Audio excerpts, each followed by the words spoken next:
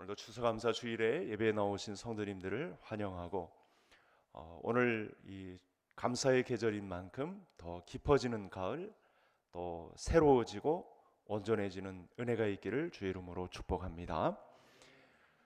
한 마을에 미국의 한 마을에 나이트 클럽이 들어왔다고 합니다. 조용하던 마을에, 경건하게 교회를 중심으로 예배를 하던 마을에 난리가 난 것이죠. 비상이 걸린 것입니다. 그래서 그 동네 교회가 특별 기도회를 선포하고, 이제 아이들 교육상도 안 좋고 또 남자들이 하나 둘씩 바로 퇴근하는 것이 아니고 나이트클럽도 들렀다 오는 이런 비정상적인 행동들이 이어지자 나이트클럽을 주변을 돌면서 기도를 했다고 합니다. 교회에서는 특별 기도회가 열렸다고 합니다. 그렇게 기도를 해서 그런지 얼마 안 가서 나이트클럽의 벼락이 떨어져서 나이트클럽이 전소되었다고 합니다. 그래서 이 나이트클럽 사장이 재판정에 소송을 냈다고 합니다. 교회가 기도를 해서 우리 나이트클럽이 불이 탔으니 배상을 해라, 이렇게 판결문이 났다고 합니다. 교회도 비상이 걸렸습니다. 변호사를 선임하고 소송문을 냈는데 이런 소송문이 났다고 합니다. 나이트클럽이 불탄 것은 우리가 기도해서 그런 것이 아니다. 절대로 그런 일이 일어날 수가 없다. 이렇게 교회가 변호사 선임이 된 그 판결문에 이렇게 됐다고 합니다. 기껏 기도해 놓고 소송문에는 우리가 기도해서 그런 것이 아니다, 이렇게 해놨다고 하네요. 이렇게 쌍방이 치열해지자 재판장이 나중 최종 판결문에 이런 문구를 하나 넣었다고 합니다. 내가 아는 것은 기도해서 불타는지 안 타는지 난 잘 모르겠지만 나이트클럽 사장은 기도의 능력을 믿었고 교회는 기도의 능력을 믿지 않았다. 이렇게 판결문에 이렇게 내렸다고 합니다. 우리 성도님들은 기도의 능력을 믿으시는지요? 저는 우리 성도님들을 대표해서 말씀을 전하는 과정 중에 저는 기도의 능력을 반드시 믿습니다. 저는 기도를 통해서 병 고침을 받았고 또 회복을 이루고 성도님들과 이렇게 만날 수 있는 기적 같은 은혜를 베풀어 주셨고 오늘 여기까지 이르게 하셨습니다. 올해도 많은 분들의 기도 간증을 저는 이 추수감사절이 오기까지 접촉을 통해서 성도님들의 기도 응답이 있었다는 사실을 들었고, 또 새벽에 성도님들이 연초에 내신 송구영신 기도 카드를 통해서 또 하나씩 회복되어 가는 과정을, 기도의 응답 능력을 저는 확인하게 되었습니다. 왜 우리가 기도하면 응답을 주시느냐, 그런 확신을 갖게 되느냐 하면 오늘 말씀에 해답이 있습니다. 시편 107편이 차지하는 성경의 비중은요 상당히 높습니다. 왜 우리가 기도하면 응답을 받느냐에 대한 확실한 답을 오늘 말씀에서 주고 있습니다. 우리는 인생이 내가 마음먹은 대로 안 풀리고 곤란을 겪다 보면 사주가 정해져 있나 보다, 팔자가 정해져 있나 보다, 이렇게 운명론이 정해져 있으니 나는 이 운명을 바꿀 수가 없나 보다, 이렇게 한탄하고 원망 속에 잠기는 분들이 있다는 것이죠.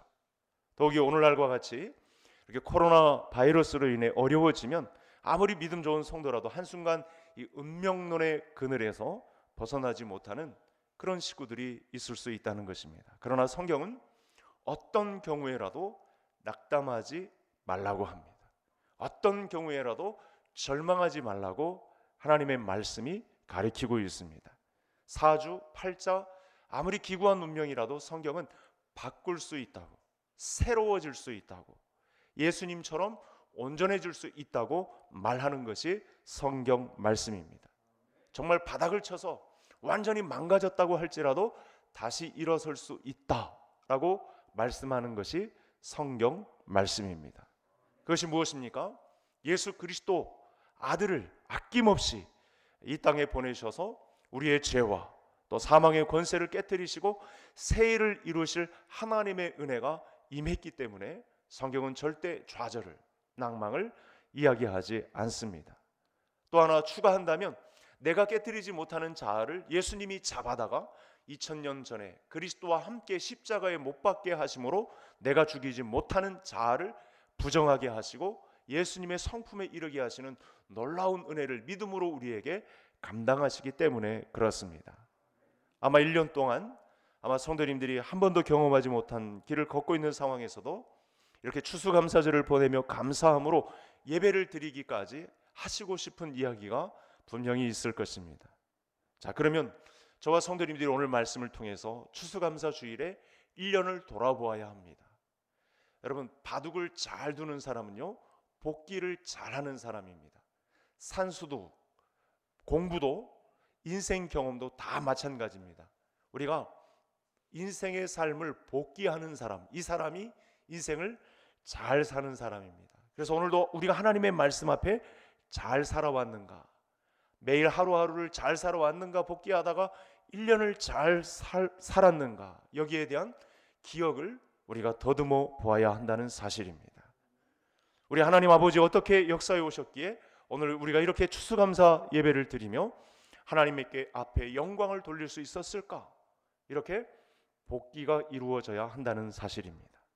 이를 위해서 우리 하나님이 이 어떤 절망 속에서 이 남유다를, 오늘 본문의 주인공인 남유다를 어떻게 일으켜 세워주셨는지 말씀을 통해서 우리가 경험을 해야 되겠죠. 오늘 시편 107편은 이스라엘 바벨론 포로에서 돌아온 이후에 이스라엘을 구원하신 하나님께 찬양을 드리는 내용으로 이렇게 구분이 되어 있습니다. 그러니까 시편에는 한 이 모세의 때까지 하면 수천 년의 차이가 있는 책이죠. 모세의 시가 들어가 있죠, 90편에. 그리고 오늘 본문 107편은 포로 후기니까 거의 엄청 수천 년의 차이가 나는 그런 책이 되겠습니다. 거의 1000년 가까이의 차이가 나는 그런 시간 차이가 있습니다. 남의 나라의 포로 기간에 끌려간 기간이 얼마나 바닥을 쳤을까요? 여러분, 요즘 외국에 있는 동포들이 우리나라로 소식을 전해오는 공통적인 고백들이 있습니다. 내가 대한민국 국민이라는 것이 이처럼 자랑스러울 때가 없었습니다. 나의 조국 대한민국이 나의 조국이라는 사실 하나만으로도 가슴 벅찹니다. 이렇게 흩어져 있는 디아스포라 우리 한국 성도들이 이런 고백을 많이 전해오고 있습니다. 그런데 여러분, 나라를 잃어버렸다, 빼앗겼다, 그리고 포로가 되었다, 여러분, 이런 낙담은요 헤아릴 수 없는 슬픔이죠. 고통을 감내할 수 없는 고통입니다. 나라를 잃고 남의 나라의 노예처럼 포로로 잡혀가서 자유를 박탈당했다, 이 좌절은 경험해보지 못한 사람은 잘 모르는 경험인 것이죠. 본문에서 포로기 때의 절망적인 상황을 가장 크게 묘사한 몇 구절들이 있습니다. 제가 준비를 했는데 우리 화면을 한번 보아주시기 바랍니다.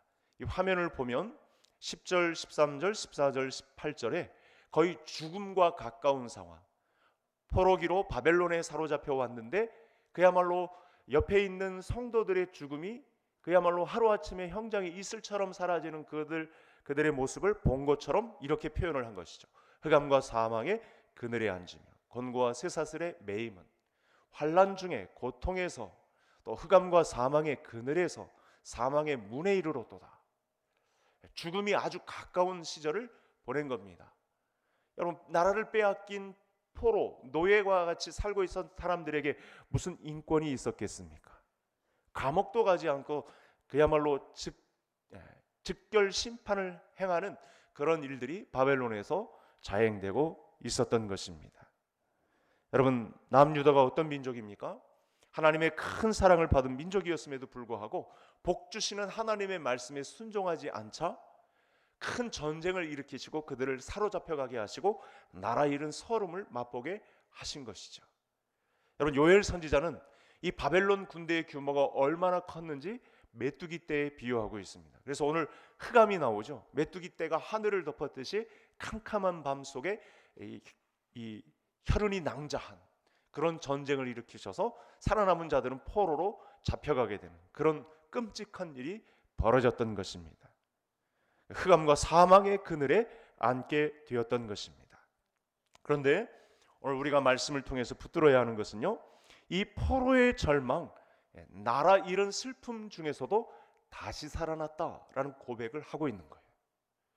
감사를 드릴 수 있는 최적의 환경이 아니고 가장 최악의 순간에서 노예와 같이 주변 사람들이 죽어나가는 사망과 흑암의 그늘 중에 앉아 있으면서 거기서도 있었던 감사의 내용이 오늘 본문 말씀의 감사의 제목이라는 사실입니다. 여러분, 어떻게 그럴 수 있었을까요?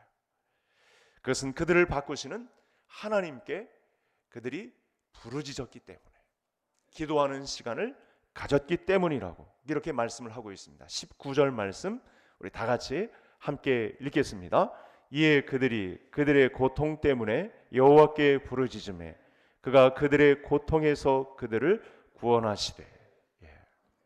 여러분, 유다 백성들은요, 이 나라 잃은 슬픔과 포로의 고통 속에서 하나님께 부르짖고 하나님께 기도하는 그 순간 그들의 운명은 신기하게도 바꾸어지기 시작했다.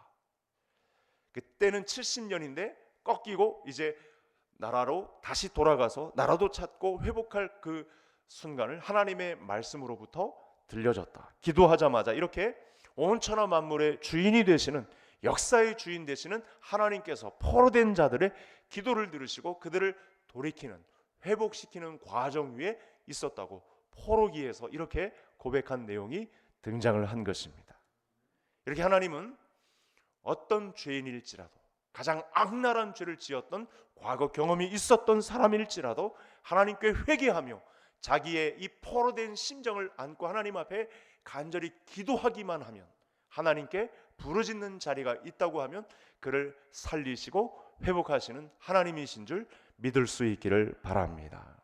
그래서 하나님은 오늘 본문 안에 라파의 하나님, 치료하시는 회복의 하나님이신 것이 19절 말씀을 통해서 다시 한번 입증이 되었습니다. 따라서 우리 2020년 남은 해도, 인생의 남은 모든 마지막 때에도 하나님께 부르짖는 우리 성도님들의 인생이 되시기를 간절히 소원합니다. 개인과 가정과 교회마다 남은 시간을 기도 시간으로 채우셔서 치료하시는 하나님의 손길이 어떤 것인지를 저마다 간증할 수 있는 그런 풍토가 우리 교회에 조성되어야 한다는 사실입니다. 아무리 지난 삶이 포로기 같고 나라 잃은 것만 같은 절망 속이라도, 내가 보아도 엉망이고 정말 실패의 연속적인 삶으로 망가졌더라도 기도하는 사람은, 하나님과 상대하여 기도하는 자리를 잃지 않고 있는 사람은 소망이 있다는 말씀입니다. 우리 화면을 보면서, 그렇다면 우리가 기도할 때 하나님은 어떤 방법으로 회복을 시키실까요? 이 질문이 되겠죠.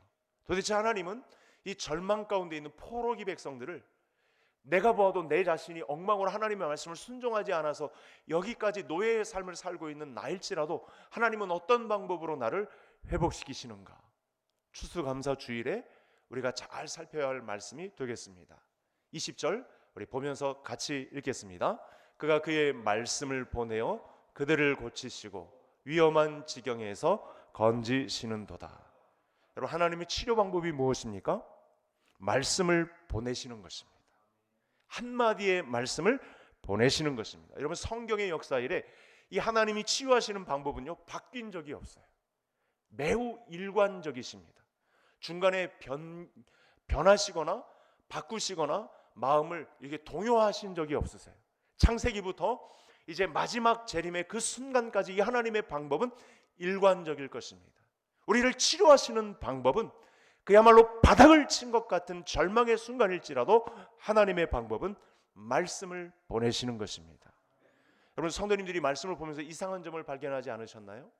우리를 치료하려면 훌륭한 의사가 있다거나 권력과 정치적인 힘을 가지고 우리의 포로된 상황을 돌이키거나 옆 나라 이웃의 왕의 정치를 빌리거나 정말로 권력과 힘과 건강함을 가진 한 사람이 나타나서 그야말로 예수님처럼 평정을 하고 우리를 치료하는 그런 일들을 의사같이 펼치는 사람이 나타나야 하지 않을까요? 그런데 말씀을 보내신다는 것입니다.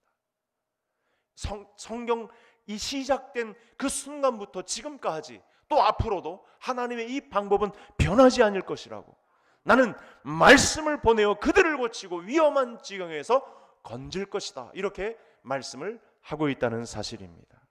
여러분, 사람의 힘으로 안 되면 수조 원의 돈을 풀어서라도, 수천억 원의 돈을 풀어서라도 뭔가 이 포로된 상황 가운데서 독립을 외치거나 운동을 해서라도 뭔가 회복시켜야 되는데 참 이상합니다.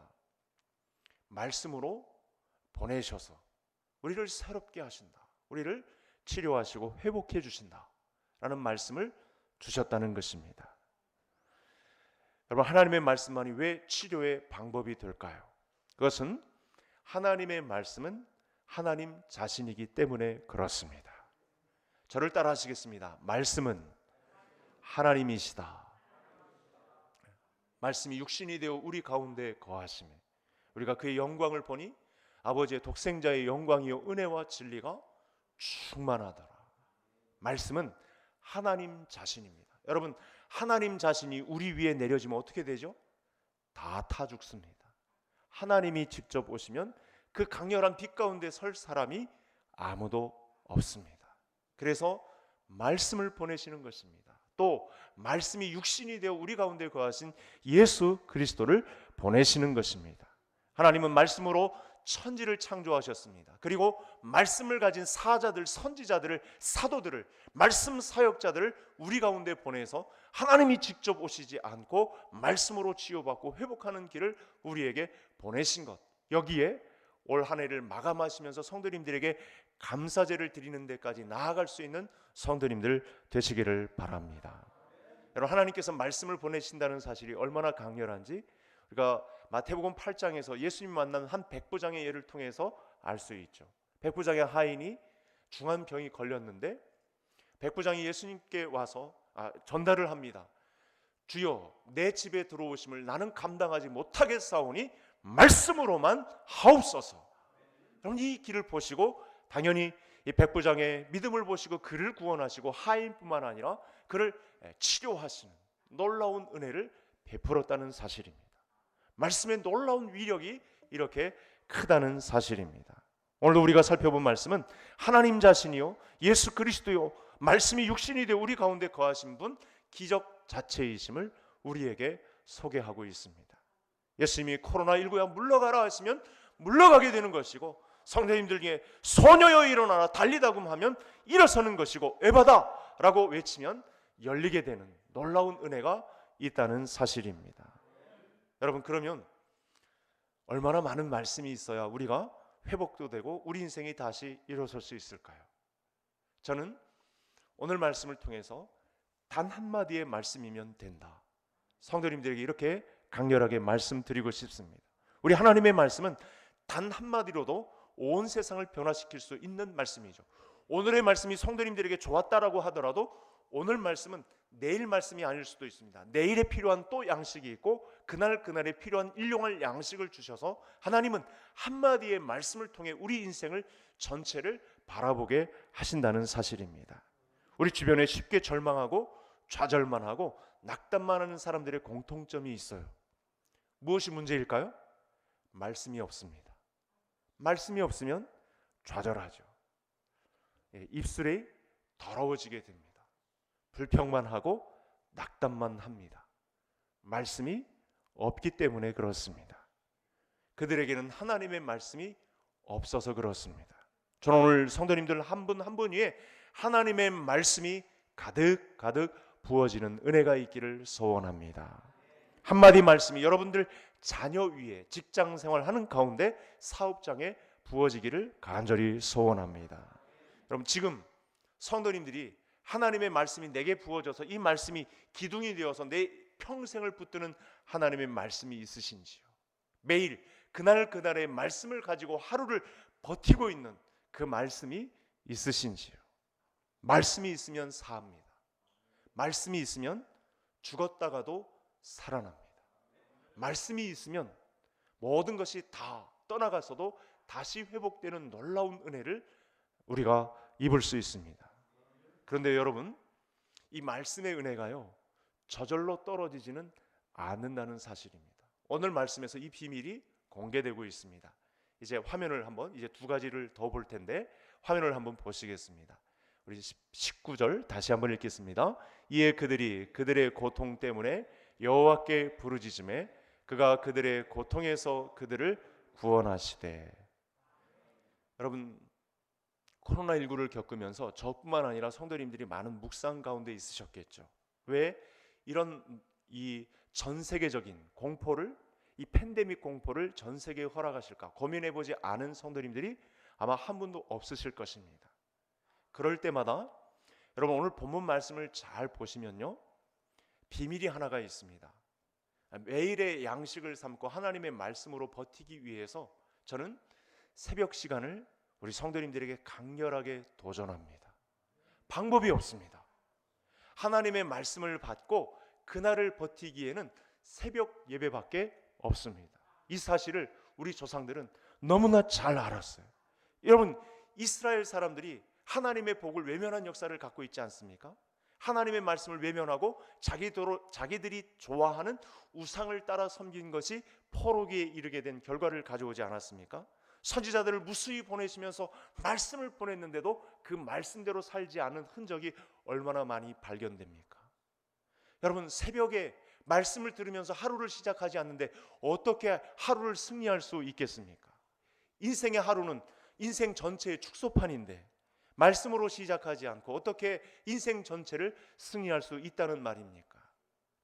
말씀을 받는 비결은 새벽에 기도하는 것입니다. 잘 생각해 보세요.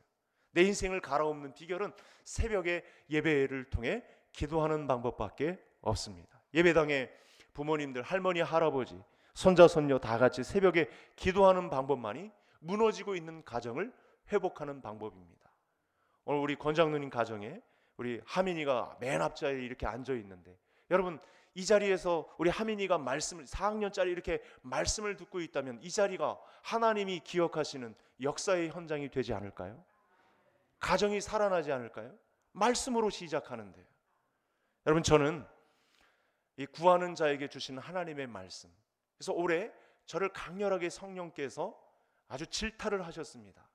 새벽 예배가 살아있는 교회, 이 방법밖에 우리 인생을 역전시키는 방법이 없어요. 이렇게 말씀을 놓고 있다가는 다 전멸하기 십상입니다. 그냥 포로기에 살고 있는, 이 코로나19로 직격탄을 맞아서 그 자리에 주저앉을 수밖에 없는 삶을 살 수밖에 없는 것이죠. 그래서 새벽을 살기 위해서 밤문화를 죽이는 것입니다. 밤문화를 과감하게 이별을 선언하는 것입니다. 일찍 주무시는 거예요. 제가 2주 전에 집사님하고 통화했더니 목사님 피곤해서 목사님과의 미팅 시간도 가질 수 없습니다. 그 말씀 안에는 저는 새벽 예배를 드려야 합니다, 이런 강렬한 의지가 있는 거예요. 실제로 집사님은 새벽 예배를 빠지지 않고 잘 드리고 계세요. 그 가정이 살아나지 않겠습니까? 기도하는 그 가정과 개인과 그 교회와 사회, 나라는 살지 않겠습니까? 도전합니다. 교회에 나와서 전 가족이 새벽 예배를 드리는 그 꿈을 가지고 우리 교회를 살리고 나라와 민족을 살리고 하나님의 나라를 살찌워가는 은혜가 우리 모든 성도님들의 가정에 함께하기를 간절히 소원합니다. 마지막 화면을 보시겠습니다. 우리가 추수감사절을 보내는 이유가 여기에 있습니다. 우리 22절 다 같이 읽겠습니다. 감사제를 드리며 노래하여 그가 행하신 일을 선포할지로다. 아멘. 우리가 감사로 예배를 드리면 하나님은 우리에게 말씀을 보내주시고 치유를 허락해 주시는 줄 믿습니다. 하나님께서 베푸신 은혜를 복귀하면서 감사의 예배를 드리면 하나님은 말씀을, 예수 그리스도를 우리에게 밝히 드러나게 하십니다. 예수님이 이 문제가 얼마나 간절한지요, 기도를 가르쳐 주시면서 일용할 양식을 구하게 하셨습니다. 왜 일용할 양식일까요? 일용할 양식은 전체 인생의 양식이기 때문에 그렇습니다.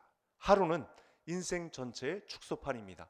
그 사람이 하루를 어떻게 감사로 예배를 드리느냐, 새벽에 말씀으로 기도로 시작하느냐, 그 인생의 축소판입니다. 욕을 먹을 각오를 하고 성도님들에게 이 말씀을 드립니다. 매일 성경을 읽어야 하고 주간 성경 읽기를 통해서 나 자신을 점검하고 성경도 필사를 하고 묵상해야 간신히 살아납니다. 말씀만이 우리를 살리기 때문에 그렇습니다. 우리 하나님 말씀을 보내는 분이라면 우리는 말씀을 보내는 하나님의 도구로 살아야 합니다. 내게 보내신 하나님의 말씀을 흘려보내는 인생으로 우리의 삶을 살아야 하는 것이죠. 그것이 우리의 사명입니다. 여러분, 말의 힘이 얼마나 대단합니까? 천냥빚도 갚지 않습니까? 일반 사람들이 하는 말로 말의 힘이 얼마나 강렬합니까? 말로 사람을 죽이고 살리기도 하지 않습니까? 하나님의 말씀인데 한 사람을 절망 가운데 바닥을 쳤어도 그 한 인생을 살리는 것은 가벼운 것이죠. 하나님의 놀라운 치료와 회복이 있는 자리가 되는 것입니다. 여러분, 마지막 말씀을 닫으면서 제가 실험적으로 했던 우리 가정의 이야기가 있어서 죄송함에도 불구하고 소개를 합니다. 코로나19 기간에 제가 그 전에 올해부터 터지기 전부터 우리 가정 안에 제자 훈련을 아이들과 시작했습니다. 아이들과 성도님들이 저와 생각하기에는 아이들이 무슨 말씀을 받을 수 있겠는가 이렇게 생각할 수 있지만 지금까지 오면서 마지막에 간증을 좀 하게 하죠. 고백을 하게 하죠. 짧은 시간. 그러면 아이들 전체가 다 주신 말씀에 관해서 감사하다고, 제자 훈련 안 했으면 어떡할 뻔했냐고 이렇게 고백하는 그 시간을 제가 들었습니다. 여러분, 말씀만이 나 개인을 살리고 우리 자녀들을 살리고 가정을 살리고 우리 교회의 진정한 부흥의 역사가 밀려들게 하는 비밀이 되는 줄 믿습니다.